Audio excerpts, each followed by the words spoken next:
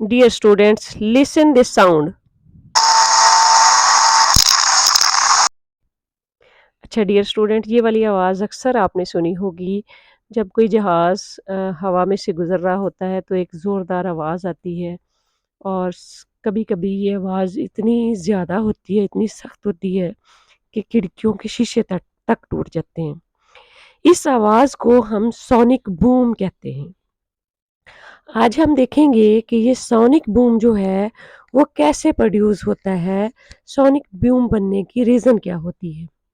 असल में sonic boom जो है वो शॉक वेव्स के साथ एसोसिएटेड होता है। हम शॉक वेव के बारे में भी मैं आपको बताऊंगी कि शॉक वेव्स जो हैं वो क्या होती हैं। ये उस वक्त बनता है, उस वक्त आवाज़ आती है जब एयरक्राफ्ट की स्पीड जो होती है वो स्पीड ऑफ साउंड से यानी आवाज़ की स्पीड से बढ़ जाती है और उस वक्त एक्सप्लोजन की तरह की एक आवाज़ जो है वो पैदा होती है और वो हमारे कानों तक पहुंचती है। इसका कॉज़ क्या है? अभी हम इसका कॉज़ देखते हैं।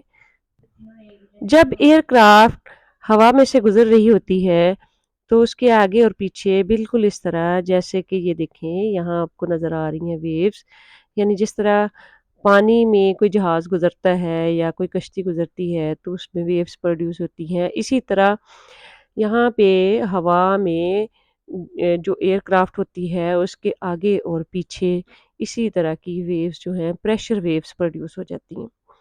अब वो प्रेशर वेव्स जो होती हैं एयर वेव्स वो जब उसके अंदर से जब गुज़र रहा होता है एयरक्राफ्ट और उसकी स्पीड इतनी ज़्यादा हो जाती है कि वो स्पीड ऑफ साउंड को क्रॉस कर जाती है, तो फिर ये प्रेशर वेव्स जो होती हैं, ये एक-दूसरे के ऊपर फ़ोर्स डालती हैं और कंप्रेस हो जाती हैं और एक-दूसरे से निकल नहीं पाती।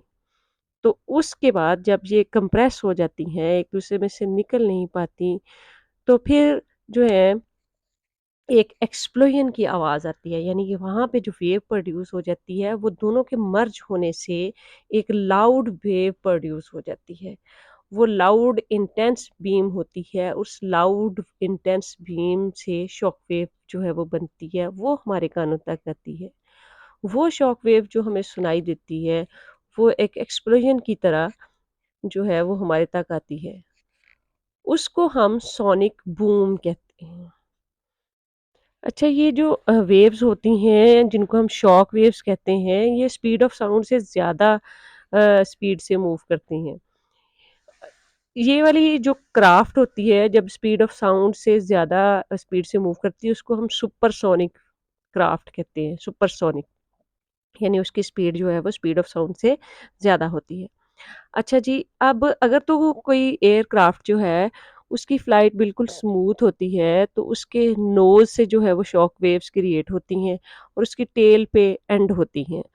क्योंकि जो है ना डिफरेंट रेडियल डायरेक्शन जो है उसकी radial direction different radial directions में इक्वली मूव कर रही होती हैं।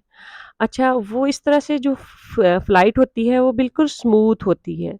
लेकिन ये शॉक वेव्स जो हैं वो एक कोन बनाती हैं बिल्कुल ऐसे ही जैसे एक पेपर कोन बनती है और जब एयरक्राफ्ट इस कोन में से निकलती है तो फिर जो है सोनिक